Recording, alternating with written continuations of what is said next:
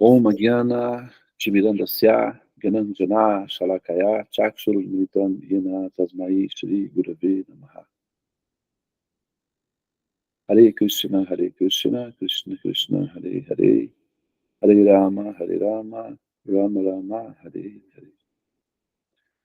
Muito embora eu tenha nascido na mais obscura região da ignorância, conhecido como o Jagat, a criação, que é repleta de repetidos nascimentos e mortes, o mestre espiritual está abrindo os meus olhos com o achote do conhecimento transcendental e assim libertando-me do ciclo dos repetidos nascimentos e mortes, o samsara. A tal mestre espiritual, que é repleto de compaixão pelo progresso espiritual da alma condicionada, eu ofereço minhas respeitosas reverências com meu coração pleno de gratidão. Tatastu, que assim seja. Jaya Gurudeva, Jaya Prabhupada, Hare Krishna.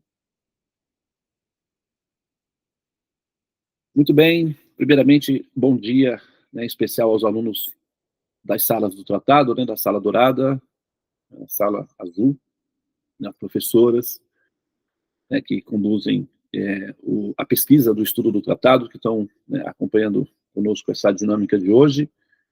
E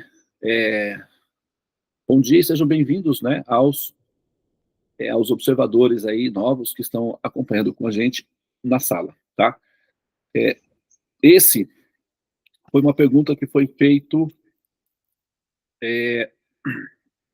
por uma pessoa, não sei se ela está aqui na sala no momento, não, né? Acho não. Mas, de qualquer maneira, eu entendi que seria uma oportunidade para utilizar o tema para discorrer sobre esse assunto com os alunos, principalmente com os alunos da sala do tratado. Porque esse é um tema de um dos itens importantes do quebra-cabeça, que é a questão do problema do mal, da origem do mal. O pensador, que ficou assim reconhecido como sendo responsável por esse contexto, o pensador Epicuro, o pensador grego, o filósofo grego Epicuro de Samos, ele formatou um problema conceitual da humanidade e a formatação deles sugeriu um problema filosófico que está aberto até hoje, para filósofos, bem como também para os teólogos, pensadores, qualquer representante de Deus, qualquer religião, seja xamânico, esotérico, espírita, sabe, inclusive satanistas, porque os satanistas dependem de que haja Deus para ver o Satã, Então, qualquer ser, absolutamente qualquer ser na Terra, que se proponha a ser um representante, do Criador, um representante de Deus, um explicador de Deus, um proponente da ideia de Deus, tem diante de si esse obstáculo, que é esse mistério, essa dificuldade, ou essa ponte que tem que ser passada. E aí, claro, a gente está falando daqueles que representam o Criador, daqueles que representam Deus. Mas todas nós, almas, eventualmente nos interessamos pelo assunto Deus, porque, afinal de contas, nós temos que resolver o problema da existência e, inevitavelmente, nós partimos do princípio de que nós somos partes integrantes do Criador. E uma vez que nós incluímos a ideia do Criador dentro do sistema racional da operação, naturalmente, o problema também se torna nosso. Tá? Não é só dos pensadores, não. E qualquer ser é um pensador, que está pensando a si mesmo como um ser existente e, automaticamente, ao pensar a si mesmo como ente existente, isso tem que ser explicado. Por que tem que haver esse ente existente? Ou seja, por que eu existo? E na operação, para finalizar essa equação, nós temos duas opções. Ou incluímos na equação a probabilidade da existência de Deus, ou não incluímos. Se nós não incluímos, o problema do mal deixa de existir automaticamente. Se nós não incluímos, Agora, se nós incluímos, o problema do mal está presente. Por quê? Isso tem a ver com o assunto da Mãe Divina, né? Simples, de uma forma bem simples, de uma forma alegórica, bem simples, que é normalmente a nossa condição inicial, o termo Mãe Divina resolve, tá? Mas se o assunto ficar mais robusto do ponto de vista da complexidade, aí já não serve mais o conceito Mãe Divina. Nós vamos precisar de outro tipo de terminologia, outro tipo de conceituação para ir adiante com a observação. Mas, inicialmente, pensar em termos de a Mãe Divina resolve. Então, a gente vai começar por aí, tá bem? Então, se nós temos na operação, na ponta da operação, na ponta final da operação, a meta, né, a qual nós estamos almejando, que é concluir o sentido da nossa existência, e dentro da equação está envolvido a pessoa Deus, ou a ideia da pessoa Deus, então nós teremos que explicar o problema do mal, necessariamente. Do contrário, qualquer tentativa de advogar a causa Deus deverá ser somente pelo substrato da fé, e não pela compreensão. Então a compreensão deve ser abandonada em algum ponto, porque o enigma impede uma compreensão completa, e o ser, então, deve lançar-se exclusivamente à substância da fé. E aí, nesse ponto, as coisas ficam um pouco instáveis. Quando a compreensão não é aplicada, a fé é normalmente o que resolve, pelo menos em termos paliativos, porém, as pessoas que vivem simplesmente de fé, a manutenção desse processo da fé é bastante oneroso e eventualmente falha. O Raul Gil, certa vez, cantou "Anda com fé eu vou, que a fé não costuma falhar". A fé só não falha se ela for sustentada por compreensão. Mas, se ela for meramente abstrata, como a fé é um princípio abstrato, então, eventualmente, ela falha sim. Tá? E tem muitos casos que podem ser demonstrados de que a fé, por si só, não é suficiente. É preciso haver compreensão. E essa compreensão não pode ser meramente intelectual, ela tem que ser uma compreensão pragmática, que se transforma em atos reais na vida.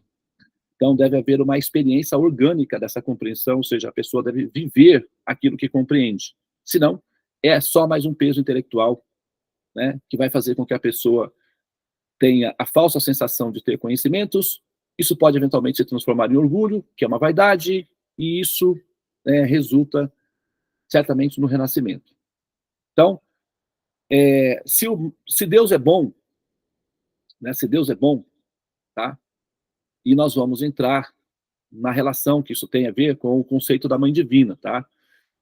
É que eu estou fazendo uma contextualização para que a resposta, ou para que a explicação do termo da Mãe Divina, a gente possa ir um pouco além, né? Assim, eu estou considerando aqui, principalmente, a atenção que os alunos do tratado estão oferecendo, né? E isso é relevante porque só o conceito de Mãe Divina não é o suficiente para finalizar a equação. Ela é emocional, intuitiva, meramente. Nós precisamos de dados que tornem a nossa compreensão consistente, coerente. A gente não pode ficar no plano emotivo, porque isso não é o suficiente, tá, para observadores de longo alcance. É o suficiente para, né, seres intuitivos e, vamos dizer assim, para seres intuitivos, tá? Mas não é o suficiente para pensadores de longo alcance. E, como os temas do tratado são para pensadores, então, eu vou contextualizar aqui o conceito de Mãe Divina e vou deixar, né, em aberto já os temas para a próxima fase da análise desse assunto, que será feito dentro da sala do tratado, tá? Mas vai ser o suficiente para que os acompanhantes aqui, as pessoas que estão acompanhando, possam ter uma compreensão já, né, do conceito, e vai ficar aí as bases para a pesquisa na sala do tratado, tá bom? Então, estou fazendo essa relação, por isso que eu estou apresentando aqui o problema do mal na relação com a Mãe Divina, que aparentemente não tem relação, mas como nós estamos acostumados a lidar com os paradoxos, então né, as relações, elas são bastante evidentes quando nós colocamos as peças na ordem certa. Então, veja bem, o princípio do mal é um problema conceitual que nós estamos, né, diante dele, todos os seres humanos na Terra, todos, qualquer ser na Terra se depara com esse problema, a não ser que ele tenha problemas de, né, alguma deficiência, né, alguma dificuldade, algum problema técnico que o impede de pensar, ou então que ele simplesmente renuncie, né, ao direito que tem de pensar. Então, nesses casos, esse problema não aparece, mas ele não aparece temporariamente. Assim que o ser toma posse do seu direito, da sua responsabilidade de pensar a si mesmo, o problema aparece. Tá? Então, assim, se Deus, o Criador, né, ele é bom, vamos partir desse princípio. Né? Por que temos que ter a Mãe Divina? Qual a relação que isso tem? Se Deus é bom, automaticamente, todo ser bom, todo ser bondoso, todo ser gentil, todo ser amoroso, todo ser atencioso, todo ser carinhoso, todo ser que tenha ternura, todo ser que se comporte dessa forma é um ser maternal, tá? E isso não tem a ver com a mãe propriamente dita. Eu tenho assistido uns documentários sobre mães que, eventualmente, cometem crimes contra seus próprios filhos. Estou estudando esse tema nesse momento, tá? Dentro das minhas pesquisas de astrologia. Eu estou assistindo alguns documentários de mães que falham, tá? Eu não vou mencionar aqui para vocês, para não baixar a frequência, mas tem certas coisas que acontecem por aí que não deveriam acontecer. Mas eu estou falando do princípio, né, mãe? Conceito mãe. Então, todo ser maternal, todo ser gentil, todo ser predisposto a sacrificar a si própria, ou a si próprio, a própria vida, os recursos, a energia, todo ser que se dedica ao outro, que cuida do outro, que se torna compassivo com o outro, todo ser que alcança essa substância, a compaixão pelo outro, é um ser essencialmente maternal. Esse ser é, em si, uma extensão do princípio Mãe Divina. E aí nós não estamos falando de homens, mulheres, nós estamos falando de todos os seres. Pode ser uma criança, pode ser um animal, pode ser um homem, pode ser homossexual, pode ser um transgênero, pode ser quem for, não importa. Negro, asiático, aborígene, não importa quem seja, onde esteja, como seja, todo ser que atua com a característica de ternura e gentileza com o outro é um ser essencialmente mãe, ou seja, maternal. Então esse ser, ele está inserido no contexto Mãe Divina. Tá? Então a Mãe Divina não é necessariamente uma entidade que está distante de nós, primeiramente, tá? Ou um mito fora da nossa realidade, a qual nós oferecemos orações eventualmente, tá bom? Mãe Divina, o princípio Mãe Divina é uma realidade que se estende de forma onipenetrante, absoluta, está em toda parte, logo está dentro de você, está conosco. Então qualquer ser que se absorve nesse princípio se torna automaticamente, organicamente integrado à Mãe Divina. Nesse sentido, a realidade Mãe Divina imediata, a qual nós podemos ver, tocar e interagir, todo aquele ser que se comporta de forma maternal está, né, assim, automaticamente expressando ou estendendo esse princípio Mãe Divina. Aí divina, por divina, a palavra divina vem do termo sânscrito devi, né, que significa divino. Então, agora, as graduações para o princípio Mãe Divina, elas podem variar, as suas variantes, né? Elas reverberam, como a luz, por exemplo. Tem luz negra, vocês já ouviram falar em luz negra? Existe uma luz chamada luz negra, né? Essa luz negra é uma das variantes da luz do sol, por incrível que pareça.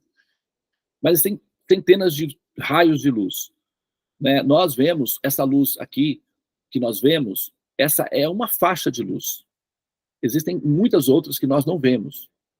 Então, existem muitas variações da luz.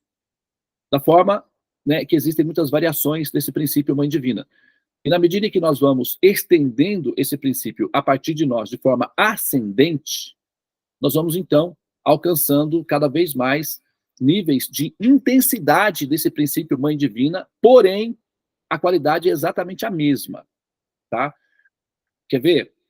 O mesmo comportamento que nós vamos encontrar vamos colocar aqui, na divindade Durga ou na divindade Mãe Maria, por exemplo, o mesmo comportamento que nós encontramos na Mãe Maria, né, na Mãe Kuan-Yin, ou na Iemanjá, ou, né, que seja em Mãe Yashoda, a mãe de Krishna, ou qualquer princípio mãe, imagine, rastreando todas elas que estão disponíveis para a nossa compreensão, qualquer mãe que você encontrar no universo inteiro vai se comportar exatamente como a Dona Maria, lá aquela sua vizinha da esquina, que fica perto da floricultura ou então da padaria, né, que você vê ela cuidando dos filhos. Uma mãe normal, né? Estou falando de uma mãe natural, uma mãe normal. O comportamento é exatamente o mesmo. Não muda absolutamente nada. Ambas são compassivas com seus filhos. Ambas querem seus filhos educadinhos, limpinhos, arrumadinhos, gentis. Ambas querem seus filhos dármicos, honestos, proativos. Ambas vão querer os seus filhos felizes, saudáveis. Ambas. Tanto faz qual mãe você colocar na operação, a mãe de Jesus ou você mesma como mãe. Se você observar o comportamento da mãe de Jesus e o seu comportamento como mãe natural, encontre alguma diferença. Do ponto de vista comportamental, não do ponto de vista da lila, da dimensão da lila. A mãe de Jesus tinha os mesmos comportamentos que você. Se preocupava com o filhinho dela, né? Possivelmente Jesus deve ter, quando criança, né, caído de alguma forma, algum acidentezinho doméstico, ela teve que cuidar, falar palavrinhas carinhosas. Imagina quantos beijinhos a mãe de Jesus não deu nele, porque ele era uma criança. Toda mãe dá beijinhos, colocou para dormir, contou historinhas. Jesus aprendeu a ler como, né? Sabe?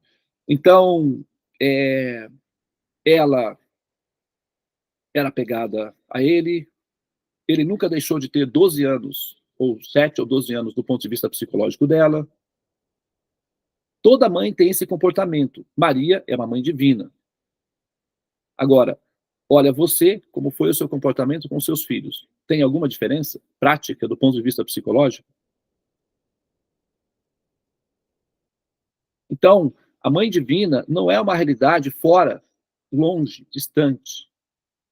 É uma realidade intrínseca. Tá? Entretanto, o que acontece é que existe o princípio de poder envolvido, né? O princípio de poder. Então, algumas mães divinas podem mais e outras podem um pouco menos. Mas todas são da mesma classe, da mesma raça, da mesma dinastia, divinas. Toda mãe é divino.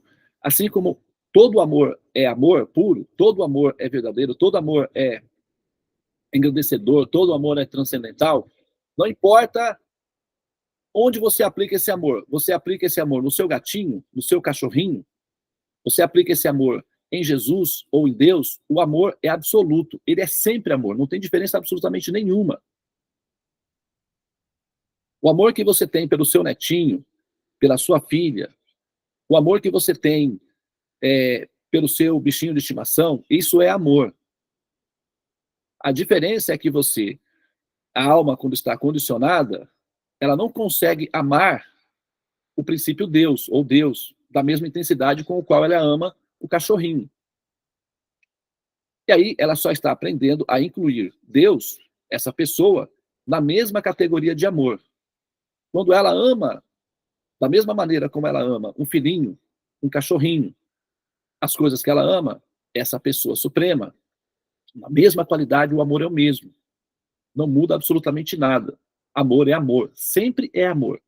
Nunca muda. Sempre é amor. O amor é absoluto.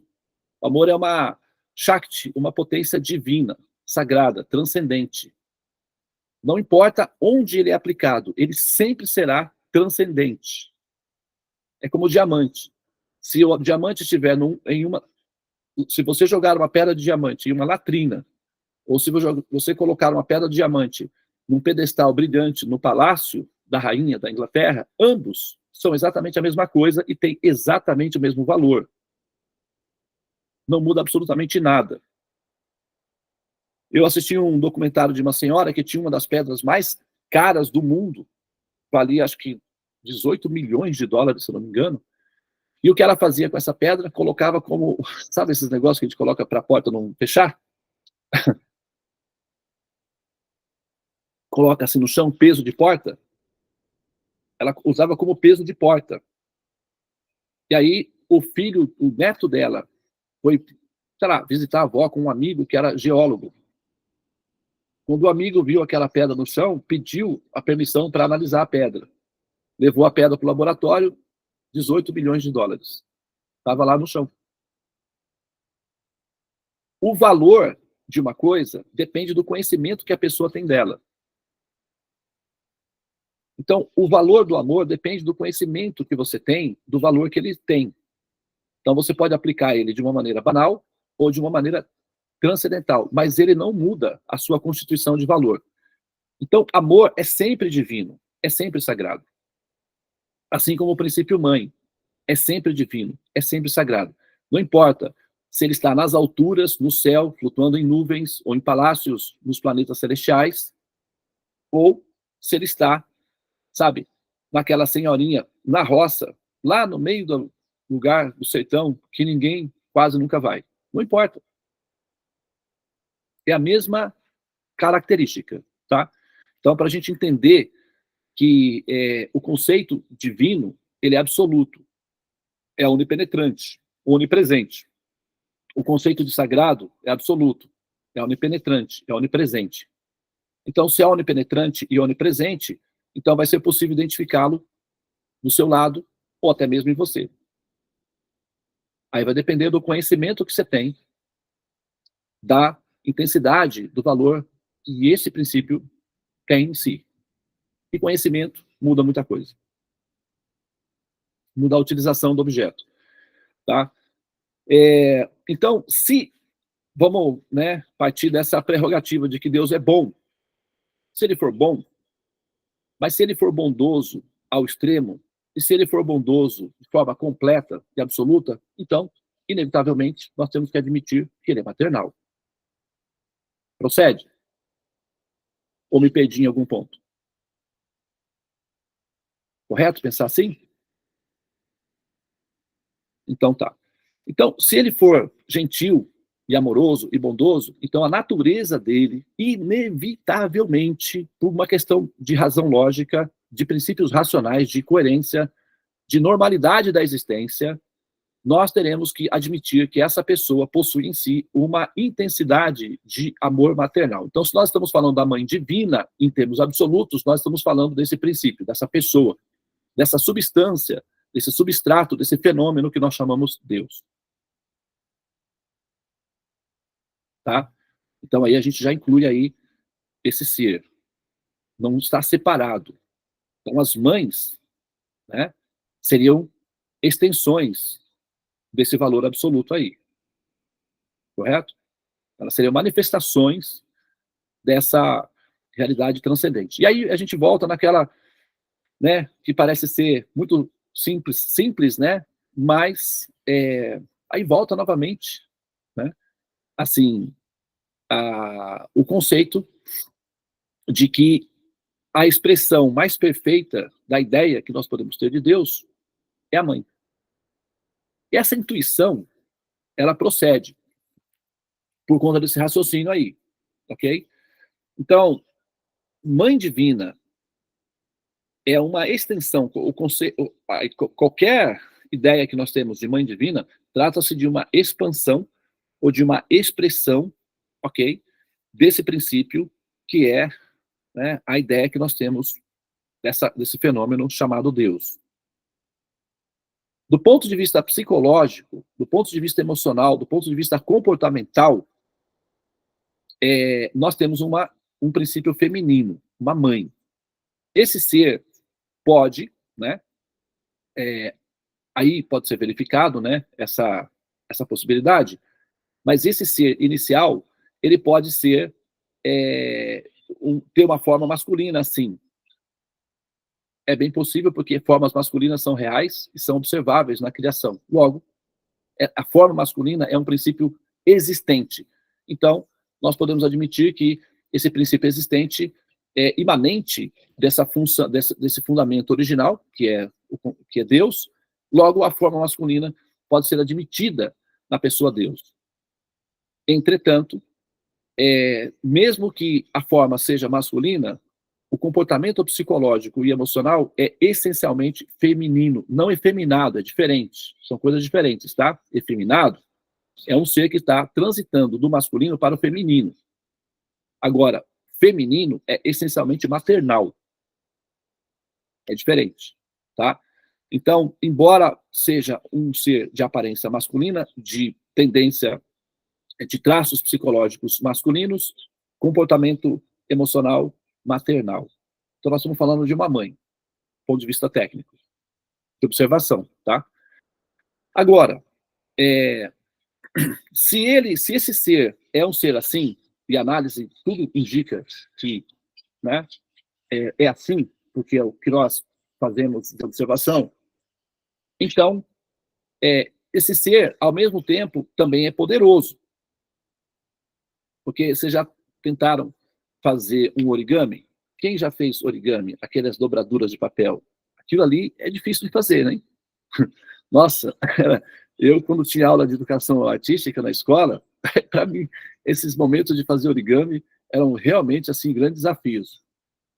Né? Aquelas dobraduras de papel. Né? Quem já viu um artista plástico, tem no YouTube, você olha assim, você vê um pássaro. Daí você vai chegando perto, na verdade, é um monte de pedrinhas, pecinhas coladas uma na outra, assim, incrivelmente, de longe dá a impressão de ser uma forma perfeita. Quando você chega perto, é um monte de pecinhas aleatórias que ele pega assim na rua e junta tudo. É um artista plástico incrível. Fazer essas coisas é impressionante, já é impressionante. Uma pintura, tá? Um prédio, sabe? Projetar um prédio, uma ponte, né? Projetar uma ponte, uma barragem. São coisas incríveis, impressionantes. Um avião, né? Um satélite, um telefone celular. É tudo incrível, é tudo mágico. Né? Agora, imagina, né, projetar um sistema solar, né, uma galáxia, projetar um universo que funciona com leis fundamentais que mantém tudo de forma coesa e, sabe, assim, estável. É um negócio meio interessante isso daí, viu? Poder, né? Poder, poder. Então aí entra o princípio de poder. E uma pessoa que consegue projetar um planeta, uma pessoa que consegue projetar um sol, uma pessoa que consegue projetar um peixe, a tecnologia necessária para projetar uma flor, uma pessoa que projeta coisas tão gigantescas e grandiosas, não conseguiria projetar uma solução para doenças, por exemplo? Né? Então, se Deus, né, é bom, se ele é amoroso como uma mãe, e aí uma mãe é assim, se uma mãe tem um filho, se ela tem 3 filhos, e ela tem um filho que tem um probleminha no coração, e esse filho precisa de um transplante de coração, a primeira coisa que vai passar na cabeça de uma mãe é: será que eu posso doar o meu? É a primeira coisa. Se pudesse, ela faria imediatamente, sem pestanejar. Claro, ela comunicaria aos familiares, e não, e tal, e doaria o coração, sim. Se mães pudessem, fossem compatíveis, se os corações das mães fossem compatíveis, e se não houvessem leis que impedissem isso, não haveria filas para transplante de coração. Porque todas as mães doariam, assim, pelo menos uma grande parte delas, se colocaria à disposição de doar o coração. Mães são assim, né? Elas estão dispostas a dar a própria vida para que seus filhos queridos vivam felizes. Por exemplo, o comportamento de Jesus é assim. O comportamento de São Francisco é assim. O comportamento de Prabhupada, o nosso mestre espiritual, foi assim. O comportamento da Dona Maria é igual.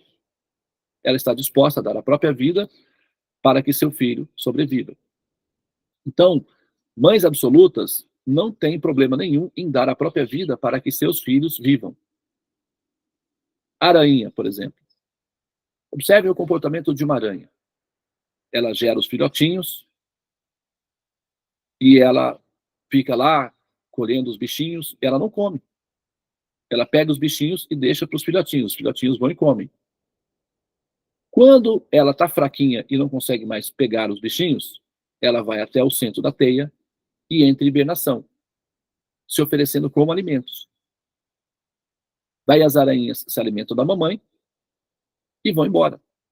Uma aranha. É só uma aranhazinha. E ali você vê o princípio mãe divina manifesto. Os animais da natureza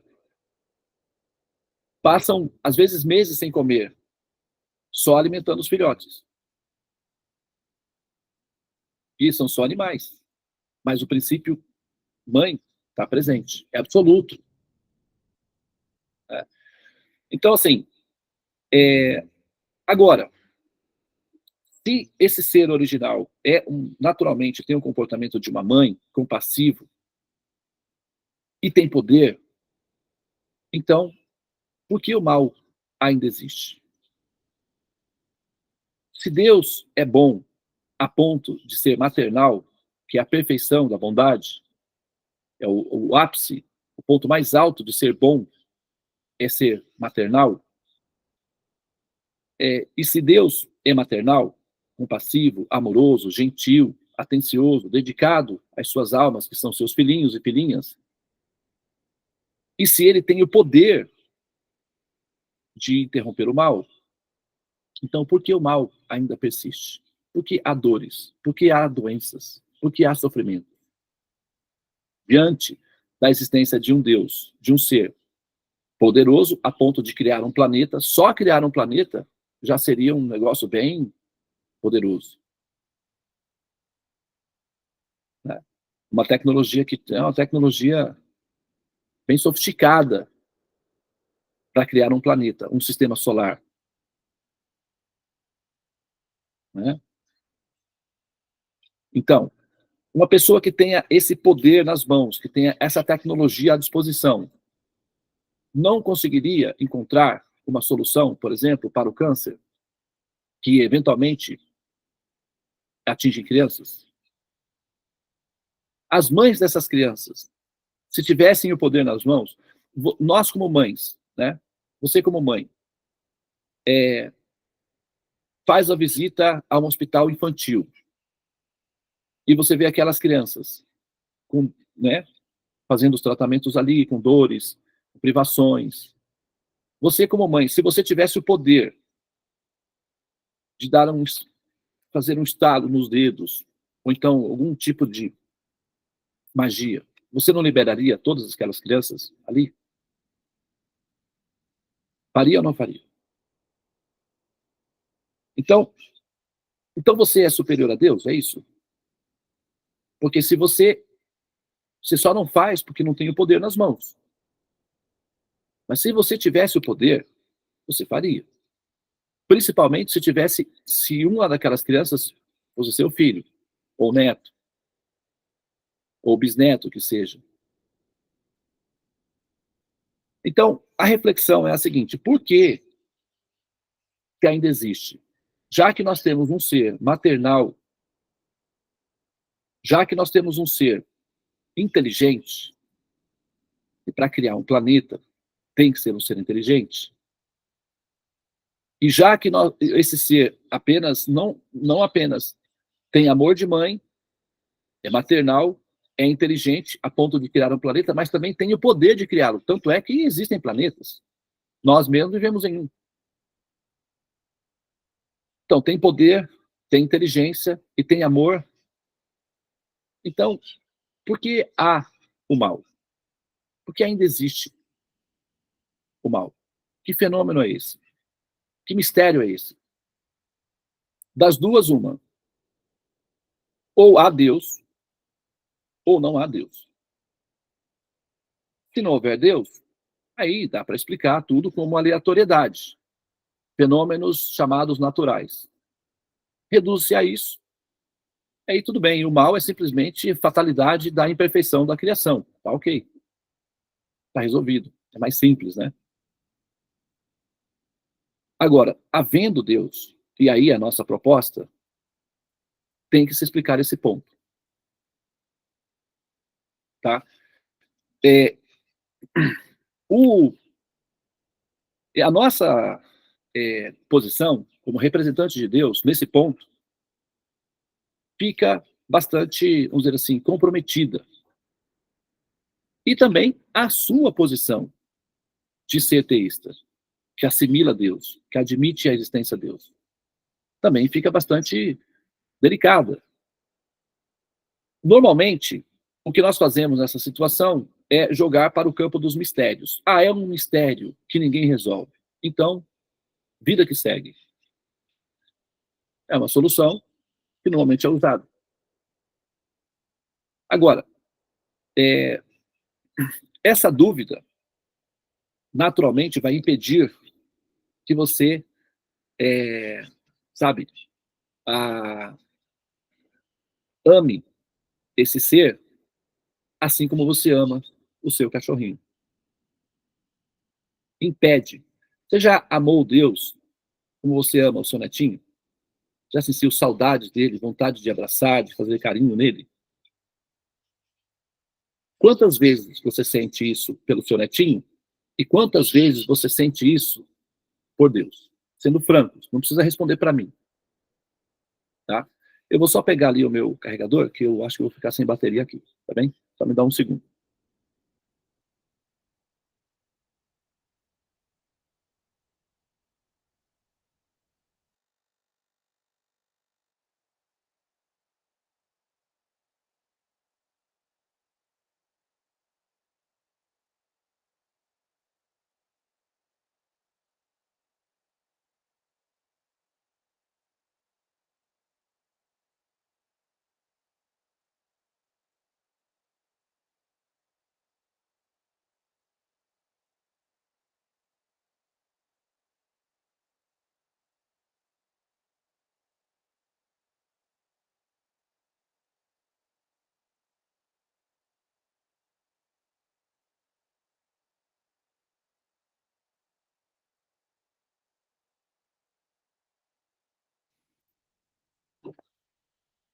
Então, pessoal, prosseguindo aqui, né, com com os nossos, né, os botõezinhos aqui que a gente está tentando colocar na ordem, qual seria a função de nós falarmos sobre a Mãe Divina? Curiosidade? Saber sobre Mãe Divina? Eu acho que todo mundo já sabe mais ou menos, né? Assim, quem é que não sabe que se trata Mãe Divina? Está se falando, né, de um princípio Mãe Universal, como a Mãe Natureza, a Mãe Água, né, a Mãe Kuanin, a Mãe Maria, Iemanjá. Mãe Divina é isso. Não tem muito segredo nesse sentido. A coisa começa a ficar, assim, o nível começa a ficar mais exigente, e aí nós até separamos, né, David, uma série de fotos de diferentes manifestações da Mãe Divina, tá? Pode colocar, David, para a gente poder...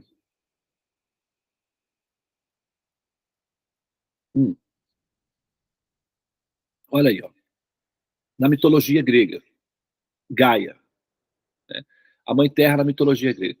Só um minutinho, por favor. Os gregos emprestaram esse termo Gaia dos indianos, tá? Tem uma cidade na Índia chamada Gaia.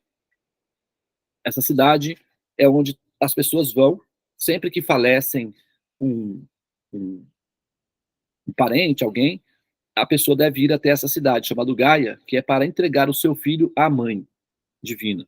Então, os gregos emprestaram esse conceito dos indianos, tá? Só para vocês saberem. Então, Gaia, que é a ideia de mãe divina dos gregos, na verdade, é um empréstimo dos indianos. Mas tudo bem, funciona do mesmo jeito.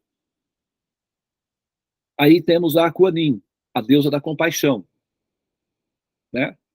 Que é uma réplica, praticamente, da Sarasvati.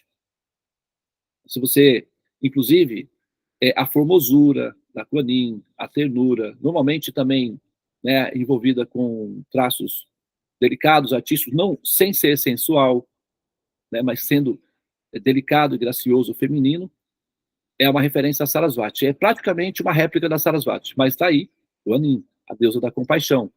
Para os asiáticos, acho que japoneses, né? A mãe, a Maria, né, a mãe de Jesus, que é a nossa, né, referência de mãe divina, de mãe sagrada, né? Tem uma música do, só dar uma pausazinha dele, tem uma música do, quem conhece aqui o Padre Zezinho, né? A nossa Maria aqui é negra, a nossa padroeira, a padroeira do Brasil, é uma mãe negra, né? É que, assim, a gente não fala isso abertamente, ou pelo menos não comenta muito sobre isso daí, mas ela é mãe e negra. Inclusive porque a maioria dos brasileiros iniciais foram amamentados por mães negras. Então, a mãe de leite dos ancestrais brasileiros praticamente eram negras, né? Porque as mães negras amamentavam as crianças brancas. E o Padre Zezinho cantou uma música, que ele fez uma música, né? Virgem Mãe Morena, Senhora Nossa da América Latina, Mãe Morena, né? Assim, o mais próximo, né, que se chegou foi Mãe Morena, mas ela é negra. É uma forma da Maria negra. Essa forma dessa Mariazinha é uma forma da Europa, né? Os judeus, eles têm traços assim também, mais caucasianos, tá? Porque os judeus foram praticamente formatados no Egito. Então, a genética dos judeus, que eles cresceram praticamente no Egito. Eles passaram 400, acho que 400 anos no Egito. E o Egito, né, você tem aí a pele, embora seja já puxando para o moreno, é muito pele clara. Então, essa forma da Maria, que reflete, né, o tipo de coloração da pele dos europeus. Tá tudo bem, não tem problema, não muda nada. O princípio continua sendo o mesmo, né? Mãe divina. E a nossa referência mais íntima de mãe divina para nós aqui cristãos é a Maria, né? Muito bem. Seguimos. Ísis, né, a deusa egípcia da cura e da magia, né? Tá ali, né? Mãe divina, Ísis. Seguimos. Lakshmi, a deusa da fortuna e da prosperidade, né? Do ponto de vista védico, mãe divina.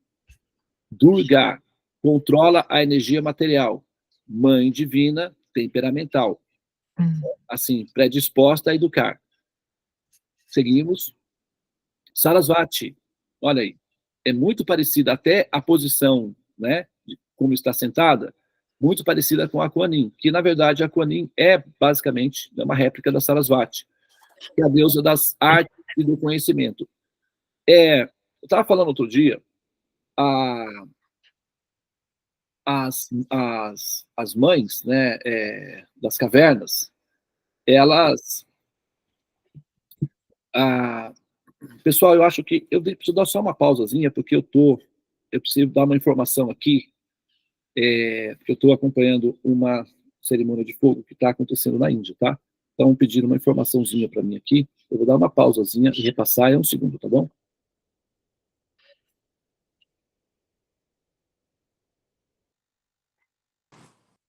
Bom dia, pessoal. Bom dia, Andréa. Desculpem o atraso. Eu coloquei PM em vez de AM no meu alarme e saí correndo que uma louca. Mas vou estar de volta por aqui. Eu cheguei ontem, estava com 3 horas de diferença, então estou meio perdida no planeta ainda. Bem-vinda. Seja bem-vinda de volta. Fernanda, para você, desculpe. Tudo bem. Olha lá, Sarasvati. Sabe aqueles desenhos nas cavernas, que tem pinturas rupestres nas cavernas e tal? Quando fala pintura rupestre nas cavernas, o que você imagina? Você imagina o quê? Homens desenhando, certo? Na cabeça vem homens desenhando, correto? Mas, muito provavelmente, foram as mulheres que fizeram aqueles desenhos. Muito provavelmente. Não possivelmente, mas provavelmente por uma questão simples de lógica. O que acontece? Quem ficava nas cavernas eram as mulheres com as crianças, para proteger as crianças. E elas tinham mais tempo. E elas tinham que inventar coisas para distrair essas crianças. Então, assim, inventar brincadeiras de roda, cantar, pintar na parede, todas essas coisas são coisas que as mães ainda fazem nas creches, nas escolas, até hoje. Então, se você pensar a entrada de uma caverna como uma creche, de mães cuidando de crianças, pinturas na parede, é bem possível. Tá? Então, a arte, né, a sabedoria das histórias, das mitologias, os primeiros vestígios de religião, possivelmente todos eles foram criados por mães com suas crianças nas cavernas, porque era entediante ficar numa caverna enquanto os maridos, né, os homens, saíam para caçar, às vezes 2, 3 dias fora. Elas tinham que se reinventar para dar atenção a essas crianças, senão elas poderiam querer ir para lugares perigosos e serem devorados por animais ou comer plantas venenosas. Então, mantê-las na caverna, mesmo criança é criança em qualquer período, e criança do período das cavernas eram muito mais parecidas com macaquinhos. Os de hoje ainda são, mas o daquele período eram mais.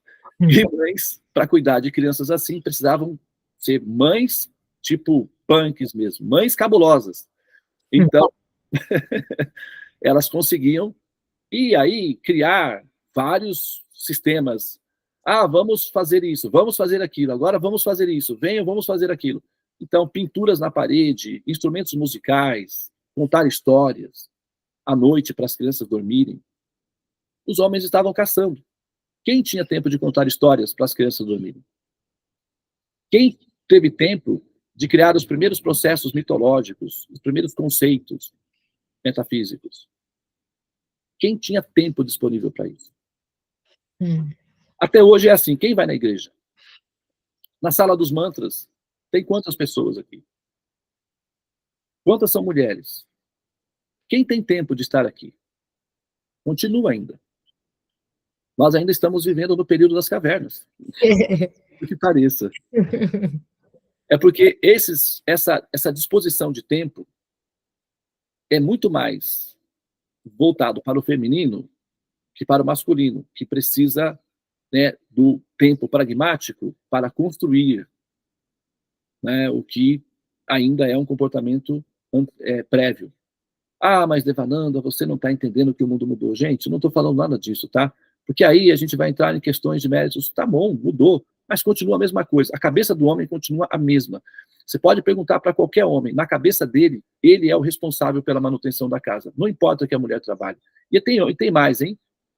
O homem que não pensa assim, a mulher também dispensa, mesmo que ela tenha um bom salário. Mesmo que ela seja capaz de manter a casa, um homem que não se comporta como mantenedor, como um herói que vai à luta, a mulher se entedia. Né? E aí dá problema. Todo homem pensa assim ainda. Todo homem moderno pensa como o homem das cavernas. E se ele não pensar como o homem das cavernas, certamente dá problema com a mulher. Ainda que a mulher seja moderna, trabalhe, tenha salário suficiente para manter o homem, inclusive. Né? Então, a Sarasvati, a Kuan-Yin, a deusa do conhecimento, né, está relacionada com esse princípio mãe ancestral original, mãe divina, Sarasvati. Seguimos. Olha aí, a mãe Kali, a deusa da destruição. Quem já nunca teve uma mãe Kali uma vez na vida, diante de si? Quem nunca teve uma mãe predisposta a te jogar, sabe, para fora do sistema solar? Né? Põe aquela foto da Nossa Senhora do Bom Sucesso, aquela que nós tiramos lá Coloca aí, David, traz ela. Tá no fim. Tá no Mas, fim. mesmo assim, vai lá para o fim e depois a gente volta para cá. Eu estou aproveitando, eu quero pegar esse raciocínio. Levanta, coloca em... Você consegue aumentar aí? Não, né? Deixa eu ver como é Você que é. consegue dar um zoom nessa foto? Ó, essa daqui é a padroeira de Pindamonhangaba. Ela se chama Nossa Senhora do Bom Sucesso. Observem bem essa foto. É uma mãe com o bebê no colo. É uma cena simplesmente de amor. Toda mãe com o bebê no colo nos inspira amor. Quando a gente vê uma mãe amamentando, ou uma mãe fazendo carinho numa criança, naturalmente isso internece o nosso coração. Princípio de amor. Agora, olha o que tem na mão dela. O que tem na mão dela? O que tem na mão dela, Turis? Uma varinha. É por isso que ela se chama Nossa Senhora do Bom Sucesso. Porque uma varinha na mão da mãe garante que o filho vai ser educado, garante que o filho terá sucesso moral. Toda mãe de sucesso sempre teve uma varinha na mão. A varinha atual muda o conceito, né? Tira o celular, não sei o que e tal, mas continua sendo uma varinha do mesmo jeito. Entendeu? Dói do mesmo jeito. Então, toda mãe de bom sucesso tem que ter uma varinha na mão. Aí está a Nossa Senhora do Bom Sucesso, que é a nossa padroeira aqui da nossa cidade, e ela tem uma varinha na mão. Né? Para que ela tem uma varinha na mão? O menino é só um bebezinho. Mas é uma mãe divina, ela tem muitos bebês, muitos filhinhos, e alguns precisam que ela seja uma mãe temperamental. Agora volta lá na Kali. Isso.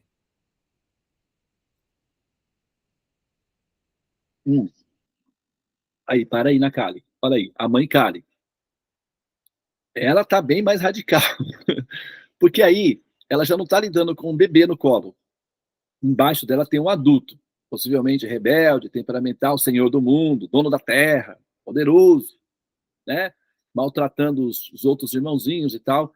Então, quem não fica feliz quando um bandido, né, um pedófilo, um estuprador de criança, qualquer coisa assim, não é capturado, preso, ou eventualmente até linchado pela população? Quem não sente, sabe, assim, redimido diante de uma situação assim? Ah, porque eu assisti um documentário.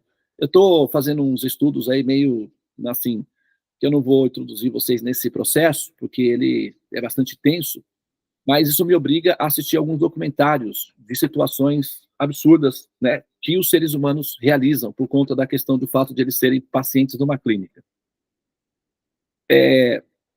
Homens que violam bebês e depois matam essas crianças, né? Ou até mesmo mães que fazem isso. Recentemente, numa cidade aí, um homem fez isso com uma criança de 1 ano, e ele estava sendo protegido pelos direitos humanos, direitos de proteção, alguma coisa assim. A população não aceitou essa teoria, invadiu a delegacia, arrastou o homem para fora da delegacia e atearam fogo nele, ainda vivo, por conta do ato que ele realizou, de ter sequestrado uma criança, um bebê de 1 ano e meio, violado sexualmente essa criança, decapitado essa criança e jogado ela numa vala. Então, diante de uma descrição de um monstro que realiza uma operação dessa, a população, assim, para dar paz ao coração dessa mãe, realizou esse ato e, de certa forma, depois o repórter saiu fazendo a pesquisa, teve uma enquete, né? O que a população brasileira acha desse ato, dessas pessoas que fizeram isso com esse homem? 78% dos votos foram favoráveis. 12 foram favoráveis a um processo de análise, de tal, e verificação do problema do trauma da infância que esse homem teve, não sei o que e tal, aquela coisa toda. Mas a mãe disse, o repórter foi para a mãe e perguntou, e a senhora, como se sente? Agora eu consigo dormir em paz.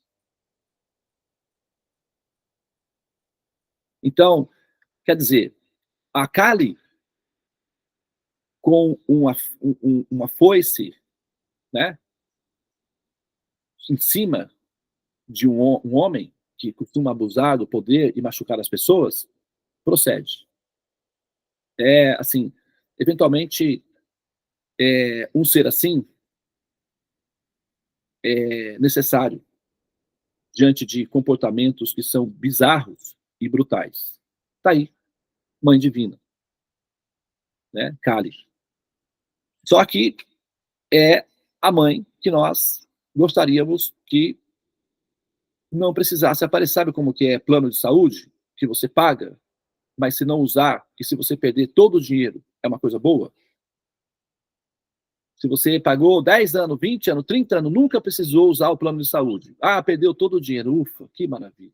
Estou imensamente feliz. Né? Então, é o tipo de manifestação da Mãe Divina que nós gostaríamos que ficasse em hibernação. Entretanto, eventualmente, se ela aparece, redime, né? Nos dá paz ao coração. Porque tem certas pessoas que precisam ser realmente extirpadas como câncer, para que o restante das células vivam em paz. Então, seguimos. Yoga Maya é a potência interna Vishnu. Aí esse é o tema que seria no caso, né? Eu mencionei a questão aqui do problema do mal e tal, para eventualmente estimular algumas pessoas que estão acompanhando na sala, ou que eventualmente poderiam acompanhar na sala, para se interessar pelo assunto. Então a gente aproveita todas as oportunidades para estimular a alma, não é, a despertar o seu amor a Deus. Mas despertar o amor a Deus com a mera prática, com a prática da religião em si, não é o suficiente. É preciso compreensão, conhecimento. A prática da religião atenua o coração, alivia os medos, dá uma certa alento ao coração, porque religião é uma terapia. Enquanto terapia, alivia. Mas o que nós queremos é uma coisa mais completa. E para isso, requer-se compreensão. Então, o conceito de Yoga Maya, que é a potência interna de Vishnu, seria a segunda fase da análise do conceito da Mãe Divina. Né? Para explicar a questão do problema do mal, nós temos que aplicar esse princípio, Yoga Maya, senão não tem como resolver o problema. Tanto é que o problema não foi resolvido até hoje, né? O problema está aberto até hoje. Se você for no Alasca e reunir todos os pensadores, filósofos e teólogos do Alasca, ou se você for na Nova Zelândia, ou se você for à Inglaterra e reunir todos os pensadores, filósofos desses locais e fizer essa pergunta, o porquê o mal existe, possivelmente o assunto vai estar aberto depois que você voltar de lá. Agora, se você rastrear todos os documentos históricos, tratados filosóficos, teológicos, que já foram produzidos na Terra pelos seres humanos, tentando resolver o problema do mal, o problema ainda está aberto. Tá? Então, esse conceito da Mãe Divina, do ponto de vista, quando nós aplicamos o princípio Yoga Maya, ela, então, essa peça fundamental dá coesão à equação e produz um resultado surpreendentemente satisfatório para a questão do problema do mal. Mas eu não vou entrar nesses detalhes agora, porque é complexo e, né, o assunto é desenvolvido na sala do tratado. Todos são bem-vindos, todos são convidados a participar das pesquisas da sala do tratado, algumas exigências mínimas são oferecidas, o curso é aberto, é gratuito, mas é necessário que a pessoa primeiramente se interesse pelo assunto, né? Mas seguimos.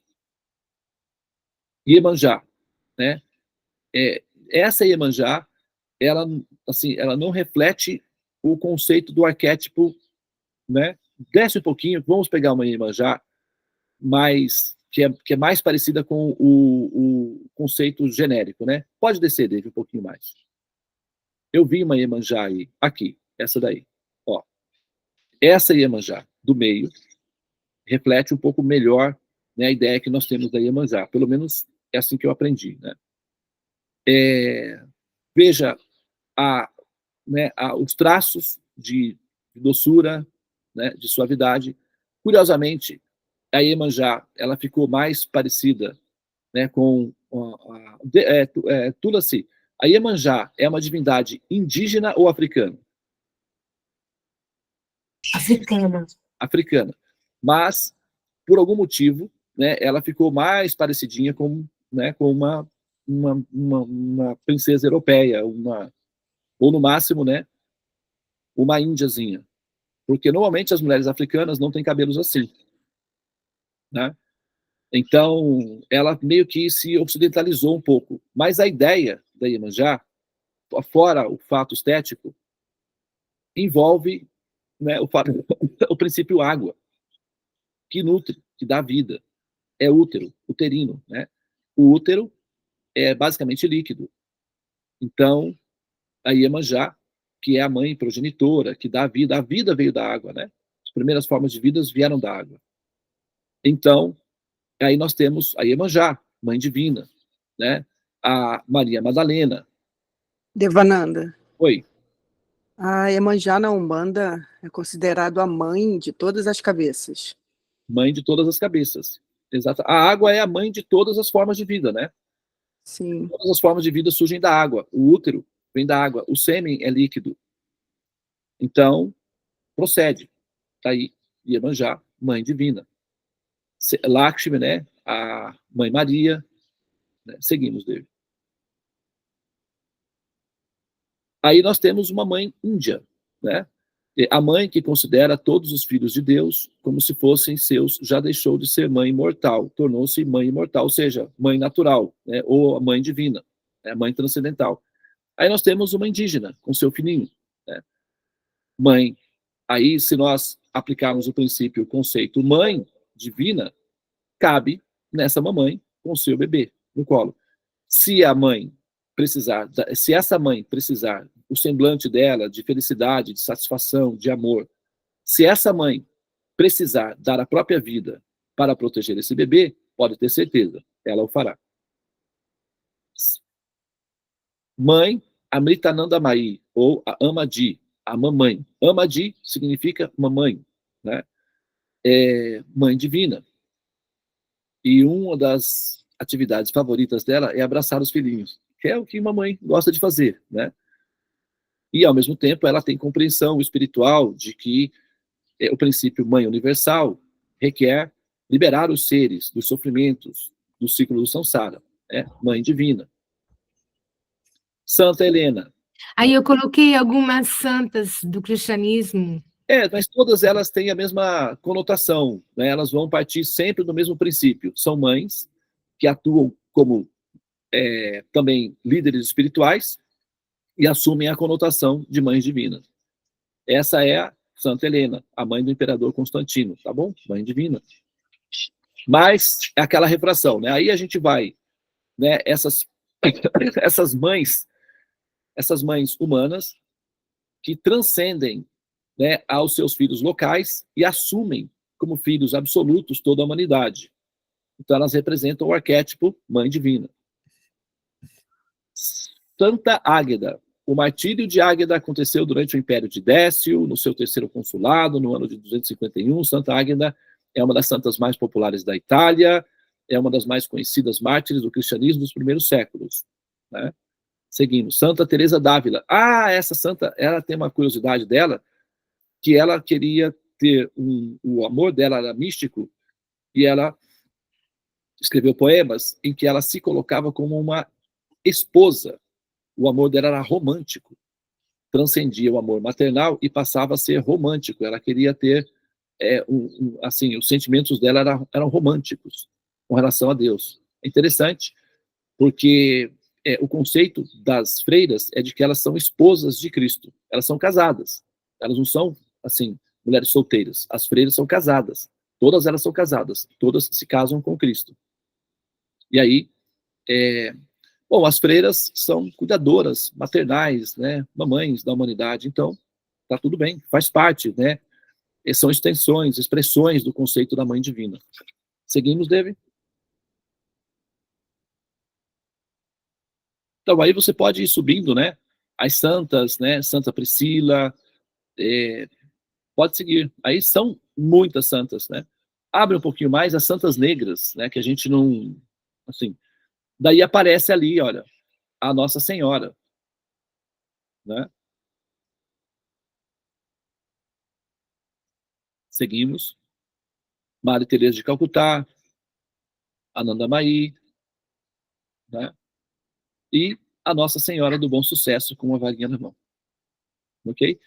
Então, a gente poderia passar aqui o dia inteiro vendo imagens, fotos e manifestações da Mãe Divina. Como é um princípio absoluto, universal, então não é difícil de encontrar manifestações desse princípio, ok? Entretanto, o que nós temos que... A pergunta seria, agora, né, é justamente essa. Nós temos, diante de nós, a intuição ou a compreensão da ideia de Mãe Divina, ok? Diante dessa realidade de que há a Mãe Divina, de que nós somos cuidadas ou acolhidas, maternadas por esse princípio, Mãe Divina, e aí está em toda parte, não falta Mãe Divina em nenhum ponto do planeta. A gente não teve nenhuma Mãe Divina dos índios, né, Tulasi? Você pode mencionar? Os índios brasileiros? Quem é a Mãe Divina para os índios brasileiros? Você que é experiente. Você lembra? Você conhece? Sim. Se não souber, não tem problema não, tá? Não sei assim especificar exatamente uma mãe, né, de índio brasileiro. Mas assim, os índios, eles a consideram muito a mãe, certo? É como você... O provedor, né? O homem sempre provendo na casa,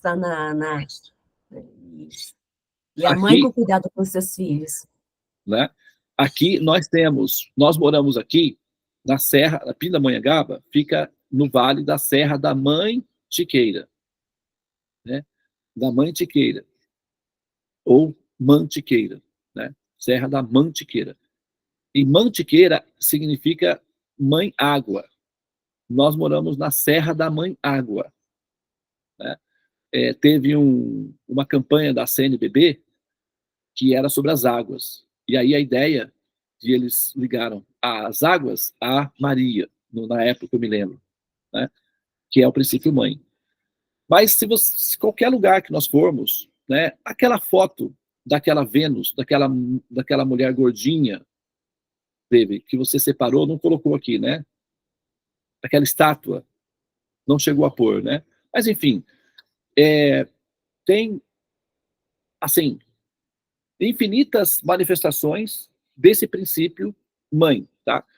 Então, diante do fato de que nós somos maternadas, cuidadas, né, acolhidas no colo dessa mãe divina, e sendo essa mãe divina, né, uma fração de diferentes tonalidades de poder, e tendo essa mãe divina absoluta, um poder absoluto, a ponto de ser, né, controladora de toda a criação, então, nós admitimos que isso é possível, porque podemos ver isso na prática das nossas vidas, do dia a dia, mas aí vem a pergunta: diante de uma mãe divina, atenciosa, cuidadosa e zelosa e poderosa, né, como explicar o problema do mal, para que essa sensação de acolhimento, para essa experiência de acolhimento e de amor absoluto, não sejam comprometidas pelo medo de existir?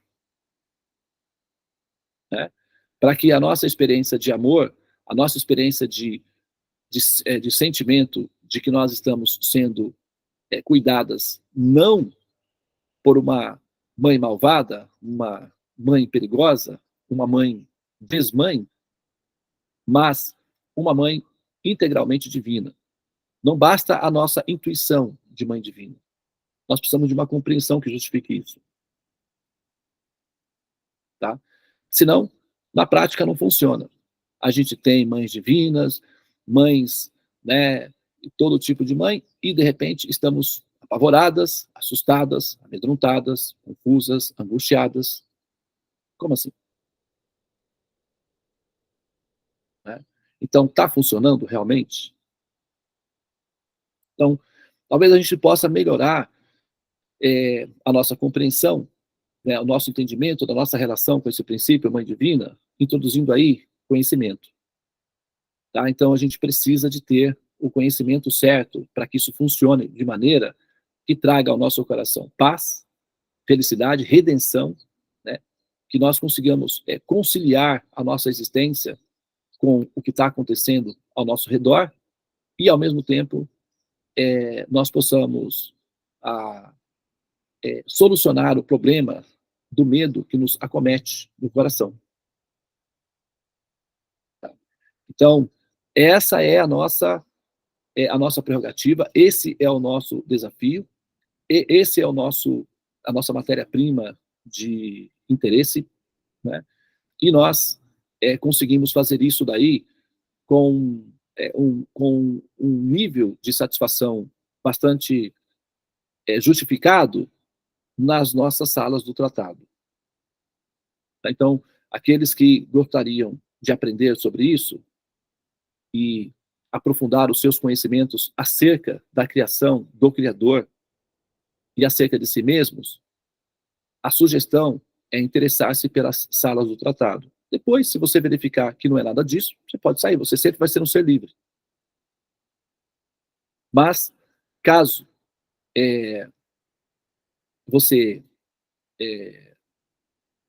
queira realmente ter uma experiência de compreensão que sustente a sua relação de amor à criação, de amor ao Criador, de forma que você possa experimentar amor à criação e amor ao Criador sem medo, da mesma forma que você sente amor pelos seus filhos, né, pelas pessoas que você ama, pelos seus bichinhos de estimação, amor, porque amor é absoluto. Né? Então, nós convidamos a todas as pessoas que se interessem pelas nossas salas do tratado e venham, né, verificar se isso daí procede ou se é, né, uma fake news. Arroz, não é a alface de feira, tem uma expressão que chama-se alface de feira. Sabe como é? Alface de fim de feira. Você vai na feira com a esperança de comprar alface e chega lá, tá tudo murcho. Que é fim de feira. Então, assim, você tem que ver, né? E aí você precisa verificar se procede ou não, tá bem? Mas, de antemão, nós podemos dizer para você que os conhecimentos védicos, eles são, assim, capazes de dar uma definição bastante satisfatória para o problema do mal. E aí sim, quando nós olhamos para a ideia do conceito da mãe divina, com a compreensão adequada para justificar essa função, aí você também se sente parte integrante desse processo e, naturalmente, o amor absoluto ou universal, né, se manifesta no coração, porque é uma consequência natural. Tá bem? Bom, vamos encerrar agora, né? Porque nós vamos para outra sala. Você levantou a mão, David, quer comentar alguma coisa? Eu queria fazer uma pergunta. Eu estava fazendo a pesquisa das mães divinas, né, para pôr no PDF, e aí eu comecei a ler sobre tem muitas mártires, né, no cristianismo, nos primeiros séculos, e é incrível, porque essas mulheres não tinham conhecimento, e elas tinham uma fé tão forte, né, que por isso que elas se tornaram mártires, porque tentaram castigá-las, torturá-las, e elas continuavam com fé no Cristo. Então, como se explica essa fé tão forte sem conhecimento? E a promessa de que os filhos serão levados para um lugar seguro. Toda mãe, a maior aspiração de uma mãe é que a despensa tenha alimentos e de que as crianças estejam protegidas dos malvados, dos bichos, etc. Então, quando Jesus propõe que as crianças vão para o céu, que aqueles que ficarem com ele vão para o céu e vão parar de sofrer aqui, as mães aderem imediatamente, porque essa é a maior aspiração delas. E elas estão dispostas a dar a vida por isso. Então, elas tinham fé nas palavras de Jesus, né? Fé nas palavras de Jesus e também a intuição de mãe, de querer um lugar seguro para os seus filhos.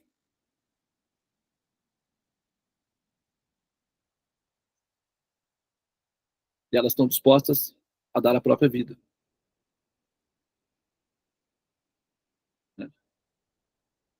Eram mulheres muito piedosas, né, nessa época. Muito piedosas. As mães continuam sendo piedosas. O princípio mãe não se altera, porque o ambiente está decadente. É como uma caixa de correio. Pode estar nova, pode estar pichada e suja. O valor, a autoridade, continua da mesma forma. Então, não muda, o princípio se mantém. A estrutura externa, eventualmente, muda, mas o valor intrínseco permanece o mesmo. As mães continuam sendo seres mais piedosos. E a nossa relação com esse princípio mãe, ela pode ser, né, assim, compreendida na medida em que a nossa compreensão, como voltamos lá atrás, né, na metáfora, a compreensão do valor que tem o objeto pode definir a qualidade da relação com esse objeto. Então, compreender, né, o valor que tem o conceito mãe divina vai dar uma definição de como você se comporta perante a criação. Então, melhorar essa compreensão. Muito bem, nós podemos, então, aproveitar, né, que nós estamos aqui, tirar uma foto, né, para a gente finalizar. A Tulasi, ela escreveu algumas pesquisas sobre os indígenas, as mães indígenas, ela escreveu aqui. Enquanto isso, vamos nos preparando para a foto, né? Uma mãe indígena brasileira que se destacou é a liderança Sônia Guajajara, do povo Guajajara, que tem sido uma importante defensora dos direitos dos povos indígenas. Ela representa o papel maternal dentro de sua comunidade, é uma atual, no caso, né? Está atuando, né? Muitos exemplos mostram que dentro das tribos, muitas mulheres têm papéis fundamentais, como mães, como guardiãs da cultura líder, então, né, as primeiras xamãs, assim, benzedeiras, né, mãe divina, né, o conceito absoluto, né, universal da mãe divina. É isso mesmo. Geralmente Muito bem. são mais destacadas pela luta, né, da indígena, né, mas elas também estão cuidando dos seus filhos, né, o papel de mãe. Mãe divina, né, é o princípio divino. A mãe é sagrada. E aí, a gente colocar, né, o fato de que o princípio mãe é sagrado, faz todo sentido não matar as vaquinhas, não comê-las, porque elas alimentam de leite, é a mãe de leite. Então, maltratar essa mãe, machucar essa mãe e devorar essa mãe, não é muito bom na cabeça. O ideal é não fazê-lo. Né?